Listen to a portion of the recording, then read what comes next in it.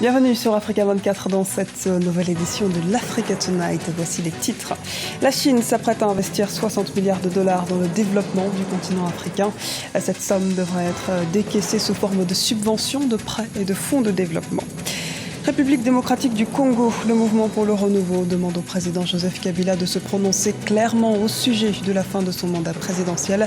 Pour le MR, cette démarche incitera l'opposition politique à prendre part aux concertations nationales. Le Sénégal se dote d'un nouvel outil. Il a mis en place un observatoire des droits de l'homme dans le secteur minier, une première dans la sous-région qui va permettre de veiller au respect des droits humains et de mettre en lumière la problématique du travail des enfants. Premier partenaire commercial de l'Afrique, la Chine renforce son engagement sur le continent en promettant 60 milliards de dollars. Il est question de financer 10 programmes de coopération sur 3 ans dans divers domaines, notamment de l'agriculture ou encore de l'industrialisation. Les précisions dans ce reportage de notre envoyé spécial en Afrique du Sud, Léopoldo Enememba Soué. La Chine promet 60 milliards de dollars dans le cadre de la coopération avec l'Afrique. Avec le slogan « La Chine et l'Afrique avancent ensemble, coopération gagnant-gagnant pour un développement commun », le géant asiatique donne un appui à l'Afrique qui sera consacré à différents secteurs pour aider à stimuler les objectifs de développement économique. L'initiative est destinée à financer 10 programmes de coopération, notamment dans l'agriculture, l'industrialisation, la sécurité et la réduction de la pauvreté. Le président chinois est engagé à aider l'Afrique dans tous les domaines, notamment l'industrialisation. Pour se développer, l'Afrique doit réduire sa dépendance économique vis-à-vis des pays occidentaux. Avec les industries, les pays africains peuvent éviter l'importation de produits et la perte de devises. Lancé en 2000, le Forum de coopération Chine-Afrique, c'est d'abord un partenariat gagnant-gagnant. La République de la Guinée équatoriale a déjà reçu le soutien de la Chine pour son programme de développement Guinée équatoriale Horizonté 2020. La Chine est la seule puissance qui apporte un soutien important à l'Afrique. Nous sommes fatigués des promesses de nombreux pays. La plupart promettent, mais ne font rien pour l'Afrique. Lors de notre dernier voyage en Chine, le gouvernement équato-guinéen a reçu un financement pour son programme d'industrialisation Guinée équatoriale Horizon 2020.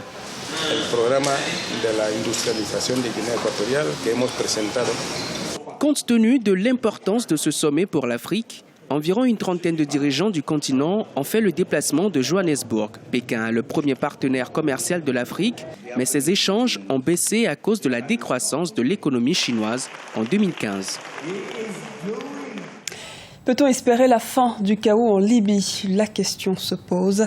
Un projet d'accord politique a été mis sur la table dimanche par des représentants des deux autorités rivales. Mais la prudence domine sur ses chances de succès après l'échec de précédentes tentatives. Les précisions de Birama Saounera. En Libye, un accord de paix initial a été signé entre les deux parlements rivaux. Dimanche 6 décembre 2015, Tunis, la capitale tunisienne, a accueilli des pourparlers de paix entre la Chambre des représentants, reconnue par la communauté internationale, et le Congrès national général islamiste. Selon les termes de l'accord, un comité sera formé pour décider de la mise sur pied d'un gouvernement dans 2 semaines. Il n'y a pas de solution de signer un papier à Tunis, même entre les deux parties qui sont rivales. Les dimensions de la crise libyenne, c'est un autre. Il y a les milices. C'est le premier obstacle de la paix et la stabilité de la Libye. Il y a en Libye actuellement 750 milices qui gouvernent la Libye.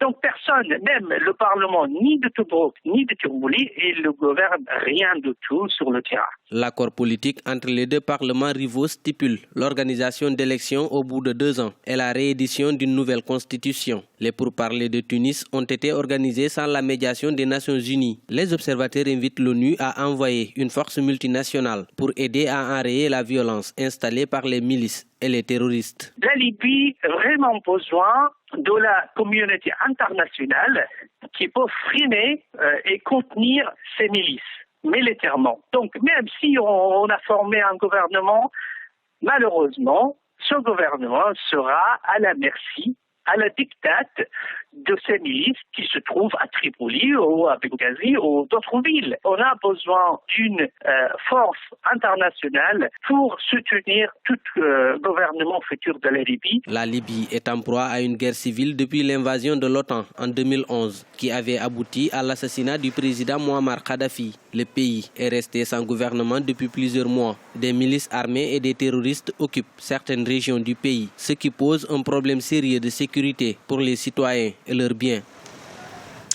Le gouvernement centrafricain a qualifié dimanche d'ennemi public numéro 1 le chef rebelle Noureddine Adan. Ce dernier a affirmé que la présidentielle du 27 décembre n'aurait pas lieu dans les régions sous son contrôle. Ancien numéro 2 de la rébellion Seleka, il dirige désormais le Front patriotique pour la renaissance de la Centrafrique, une faction armée active dans le nord et l'est centrafricain. Linda Zibi. Une déclaration de guerre.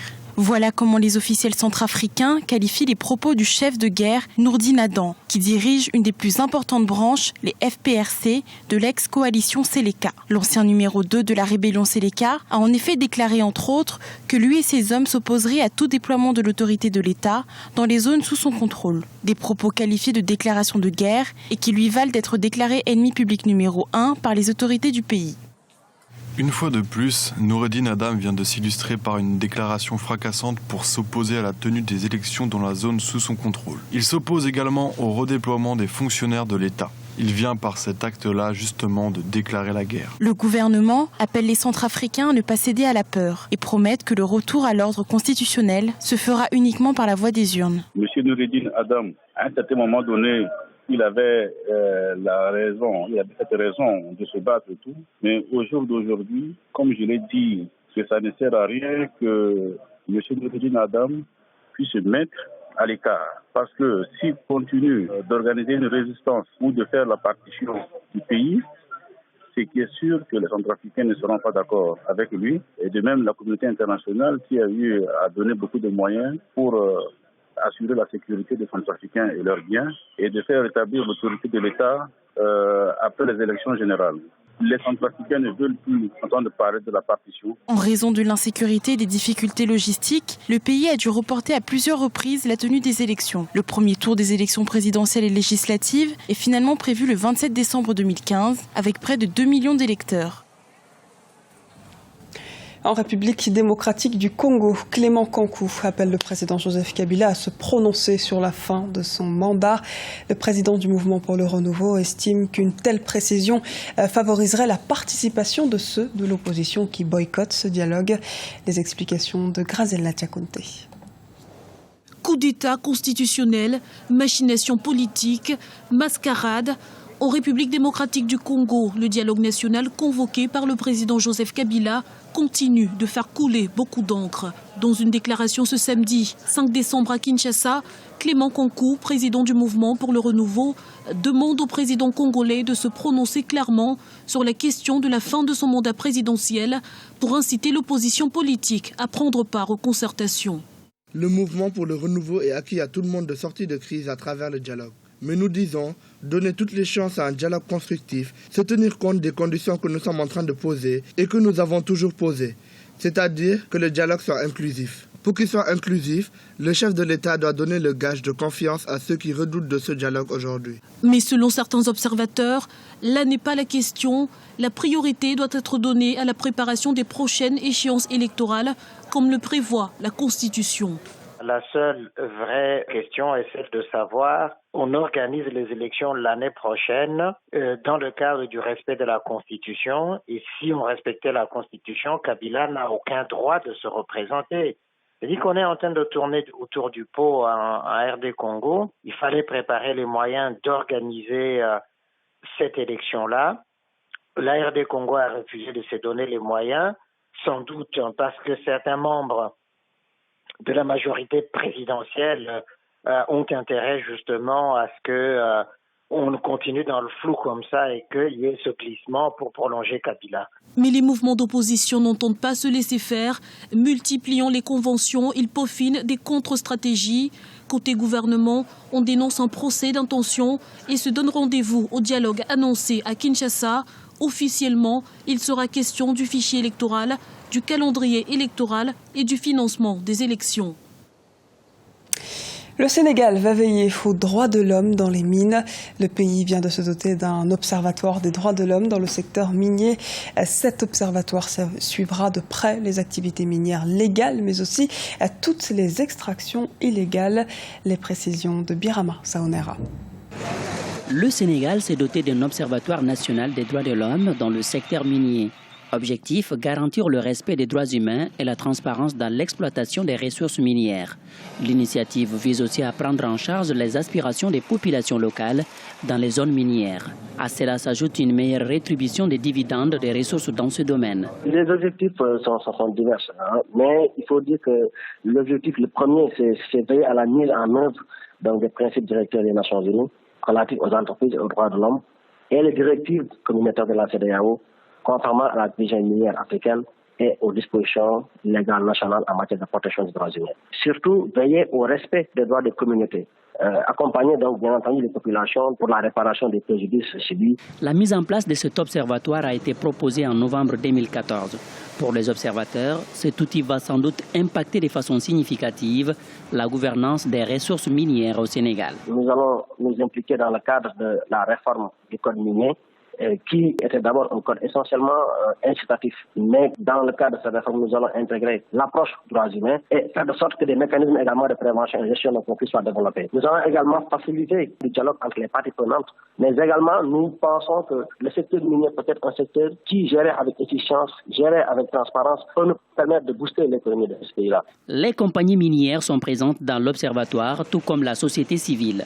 Au total, 24 membres composent cet observatoire, parmi lesquels les ministères des Mines, de l'Environnement, de la Justice, de la Chambre des Mines, le Comité sénégalais des droits de l'homme. C'était le journal de la rédaction. Merci pour votre fidélité. Retrouvez dans un instant une nouvelle édition de l'Africa Tonight sur Africa 24.